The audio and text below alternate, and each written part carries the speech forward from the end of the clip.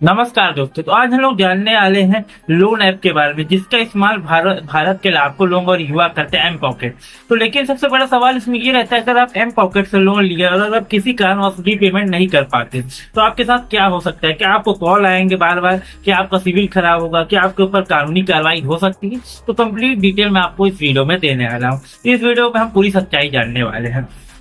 शुरुआत से समझिए। सबसे पहले हम लोग जानते हैं एम पॉकेट के बारे में। तो एम पॉकेट एक आरबीआई रजिस्टर्ड एमबीएफसी पार्टनर के साथ काम करने वाला इंस्टेंट लोन ऐप है। यह खास तौर पर छात्रों और सैलरीड लोगों के छोटे पर्सनल लोन के लिए बनाया गया है।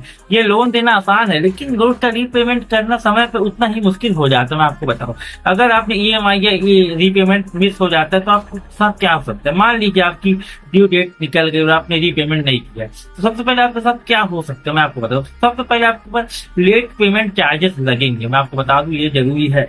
उसके बाद आपको पेनल्टी आपके ऊपर लगेगी, इंटरेस्ट लगातार बढ़ते रहेगा। जितना देर करोगे उतना आपके ऊपर राशि जो भी ज्यादा बढ़ेगी। ये हो सकता है, यानी छोटी रकम की आपको ज्यादा देना पड़ सकता है। बहुत बार आप जानते हैं रिकवरी कॉल या फिर आपको मैसेज आएंगे कि नहीं, ये बहुत जरूरी है।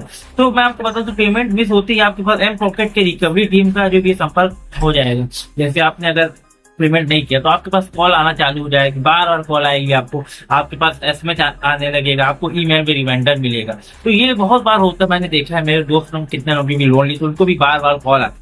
अगर आपने कई बार नहीं जो भी रिसीव किया कॉल, बार बार आपके पास जो भी कॉल आ रहा आप उठा नहीं रहे, कोई रिस्पॉन्स नहीं कर रहे, तो बहुत बार क्या होता है, अगर आपने एक्सेस दे रखा है अपने जो भी मोबाइल का या फिर कॉन्टेक्ट का, तो क्या होगा, आपके जो कॉन्टेक्ट लिस्ट में नंबर है उनके पास कॉल जाएगा, उनको जो भी है बोला जाएगा कि ये पेमेंट करवाइए अपने दोस्त। तो ये भी हो सकता है, बहुत बार ये भी होता है अगर आपने जो भी एक्सेस दे रखा है। तो इसलिए रेट पेमेंट को अंदाज करना बिल्कुल सही नहीं हो सकता मेरे हिसाब से। बट सबसे बड़ा नुकसान आपके साथ हो सकता है, मैं आपको नहीं बताने वाला हूँ, जो कि आपका सिविल स्कोर। अगर आपका लोन क्रेडिट ब्यूरो में रिपोर्ट गया तो आपका क्या होगा, रीपेमेंट ना करने पर आपका सिविल स्कोर बुरी तरह से प्रभावित होगा।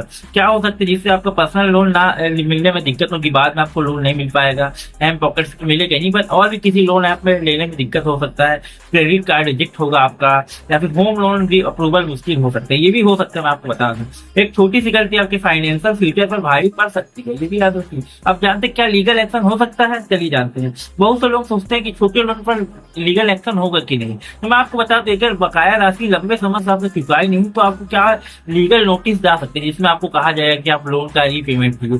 बट आप लोग सोचोगे क्या रिकवरी एजेंट आएगा आपके पास। तो मैं आपको बता दूं, 90% जो भी चांसेस मैं देखा हूँ कि एम पॉकेट कभी रिकवरी एजेंट भेजता नहीं है, क्योंकि ये छोटा ही लोन देता है। एम पॉकेट अक्सर 5,000, 10,000, 20,000 इससे ज्यादा का लोन आपको नहीं देगा, क्योंकि ये छोटा लोन देने के लिए बना। इस कारण से ज्यादातर मैं देखा हूँ रिकवरी एजेंट नहीं भेजता। बट आपको फिर भी लोन चुकाना जरूरी है, क्योंकि आपका इससे सिविल में बहुत जो भी इफेक्ट पड़ेगा और आपको कॉल बार बार आएगा, आपको परेशानी हो सकती है। मैं आपको बता दूं, इसलिए बोलूँ तो अगर आप सोच रहे हैं लोन ना देने का तो आपको दिक्कत हो सकता है। इसलिए आपको बोलूँ, हालांकि रिकवरी एजेंट नहीं आते हैं, बट आपको बहुत बार कॉल आएगी, आपका जो भी सिविल प्रॉब्लम होगा। इसलिए अगर आप पेमेंट नहीं कर पा रहे तो क्या कर सकते हो, अगर आप एम पॉकेट कस्टमर केयर से तुरंत संपर्क करें, उनसे बात कीजिए, या फिर रीपेमेंट का डेट थोड़ा बढ़वा दीजिए कि सर मेरे पास प्रॉब्लम चल रही, मेरे घर में ये प्रॉब्लम, आप बता सकते हैं। या फिर आप क्या कर सेटलमेंट कर सकते हैं, अगर आपका ज्यादा लोन बढ़ गया, मतलब जैसे अगर आपने लोन नहीं चुकाया तो उसमें पेनल्टी लग गया, तो सेटलमेंट कर लीजिए जो भी लोन कंपनी से कि सर मेरा इतना लोन हो गया है, थोड़ा कम कर दीजिए। तो ये भी हो सकता है कि आपका कम हो जाए और आप लोन रिपेमेंट कर दीजिए।